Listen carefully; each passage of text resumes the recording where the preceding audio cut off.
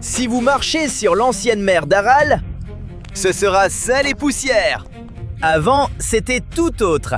L'un des plus grands lacs du monde, devenu désert en quelques décennies. Mais là, tout commence à changer. L'eau et les poissons reviennent peu à peu. De quoi espérer? Ouais. Mais un écosystème aussi dévasté peut-il vraiment guérir? Peut-être bien, mais d'abord, les faits. La mer d'Aral était un lac au cœur d'un désert d'Asie centrale. Énorme! Quasi 2 fois la Belgique. Surtout de 2 rivières. L'Amou Daria au sud et le Sir Daria au nord-est. Et le lac débordait de vie. Carpes, brèmes et d'autres y abondaient. On vivait sur ces rives. On vivait de la pêche. On naviguait sur ces eaux. Mais parfois, le même scénario se rejouait. L'Amou Daria se détournait de la mer. Et le lac rétrécissait. Jamais pour de bon. Tôt ou tard, le fleuve revenait et la mer d'Aral renaissait. Un cycle qui se répétait depuis des millénaires. Jusqu'à ce qu'une décision change tout. Débit 60, le blanc. De l'or blanc a démarré et on a tout misé sur le coton. Le plan, en produire en masse pour l'exporter. Et ça a marché. La région semblait tout avoir. D'un côté, la mer d'Aral, pleine de poissons et un air moins sec. De l'autre, l'industrie du coton, qui rapportait gros. Le plan prospérait. En 1988, l'Ouzbékistan exportait le plus de coton au monde. Mais ce succès cachait un problème de taille. Le coton demande énormément d'eau. On a donc dévié l'eau de l'Amou Daria et du Sir Daria vers les champs du désert, avant même d'atteindre l'Aral. Et dans une région si sèche, ni la pluie ni les nappes ne pouvaient compenser. L'eau s'évaporait plus vite que les rivières ne la remplaçaient. Et le coton n'était pas seul. Les fermiers cultivaient aussi melons, riz et céréales. Tout ce système agricole gaspillait énormément d'eau. Les canaux étaient si mal conçus que l'eau fuyait ou s'évaporait avant d'arriver aux champs. Hélas, en 2007, la mer d'Aral ne faisait plus que 10% de sa taille d'origine. Et on s'est mis à parler d'effondrement écologique. La mer s'était morcelée en 3 petits lacs. 2 sont devenus si salés qu'aucun poisson n'y survivait. La mer a abandonné ses villes côtières. Et d'immenses pans du fond marin ont séché complètement. Plus la mer séchait, plus ce qui restait se concentrait. Poussière, sel, pesticides et autres produits chimiques se sont accumulés dans l'eau et sur le fond exposé. Puis le vent a tout aggravé. Ça a levé, poussière sèche et toxique, et les a portés sur les villes et les champs voisins. Les gens respiraient ça. Une partie a fini dans l'eau potable de la région. Une autre sur les cultures. Les bêtes les ont mangés. Et peu à peu, ces produits ont fini dans l'assiette des gens. Le résultat sautait aux yeux. L'eau douce est devenue rare et les maladies fréquentes. Les gens ont développé troubles respiratoires, maux d'estomac, anémie, infections, j'en passe. Et la poussière gênait les cultures, aggravant la pénurie d'eau. Le vent salait les champs. Les cultures peinaient à pousser. Ou ne poussaient plus du tout. Dans les pires zones, on devait laver la terre encore et encore pour en ôter le sel et les toxiques.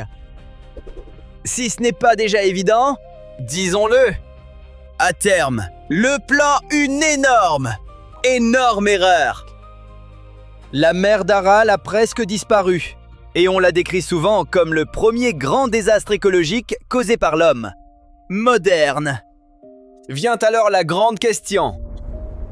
Si l'homme peut créer un tel désastre, peut-il aussi le réparer? Honnêtement, on ne sait pas encore. Mais on y croit. Aujourd'hui, la mer d'Aral est un terrain d'expérience. Des expériences pour apprendre à aider d'autres lacs et rivières promis au même sort. En théorie, la solution est simple. Cessez de t'empuiser dans les fleuves qui alimentent la mer d'Aral. Et puis, le lac renaîtrait.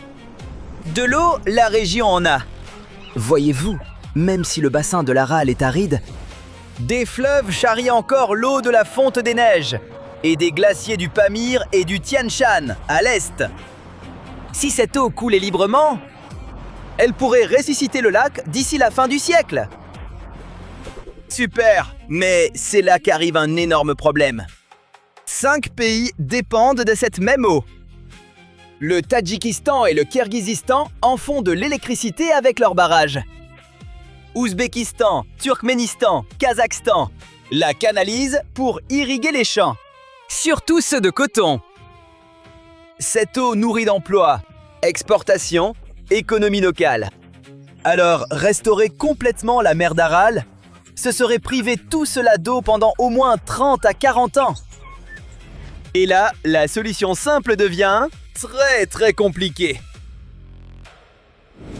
Mais on essaie! En 2005, le Kazakhstan a bâti 13 km de digues, stabilisant la mer d'Aral du Nord. 2 ans plus tard, les premiers signes de renouveau. L'eau est remontée et le sel a diminué. Bientôt, carpe, sabre et cendres y nageaient de nouveau. Dans l'Ouzbékistan voisin, un autre chantier démarre. On plante des millions de saxaouls sur l'ancien fond du lac. Ces arbres robustes survivent au désert et leurs racines retiennent le sol, limitant poussière et tempêtes de sable dans la région. Des efforts prometteurs qui redonnent espoir. Mais rien de tout ça ne règle le défi majeur. Là-bas, on cultive encore beaucoup de coton et de riz. 2 cultures très gourmandes en eau. D'ailleurs, la récolte de coton ouzbek a même augmenté depuis 2020. Alors, pour rendre plus d'eau à la mer d'Aral, il faudrait d'abord changer ce qu'on y cultive. Donc passer à des cultures plus sobres, des légumes, fruits ou blé d'hiver. Il est irréaliste de croire que la mer d'Aral retrouvera son niveau des années 60. Mais transformer les types de cultures pratiquées dans la région serait un grand pas pour averser une part de ce désastre écologique. Les dégâts se sont accumulés au fil des générations. Alors, même dans le meilleur des cas, il faudrait encore des générations entières pour tout réparer. Les experts, eux, y croient. Ces projets ne ramèneront pas toute la mer. Mais lui rendre une partie de son eau, oui. La nature surprend par sa force si on la laisse guérir. Pendant des années, beaucoup ont vu la mer d'Aral comme une cause perdue. Aujourd'hui, une partie revit. Lentement. La guérison prendra du temps, certes, mais la mer n'est pas perdue à jamais. D'ici là, l'Aral a encore à nous apprendre. Ailleurs, d'autres lacs prennent le même chemin. Le lac Tchad, en Afrique centrale, a terriblement rétréci depuis les années 60. La mer de Salton, en Californie du Sud, devient plus salée à cause de l'irrigation. Et dans les 2 cas, les gens cherchent encore comment réagir avant que les dégâts s'aggravent. Voilà pourquoi l'Aral compte au-delà de l'Asie centrale.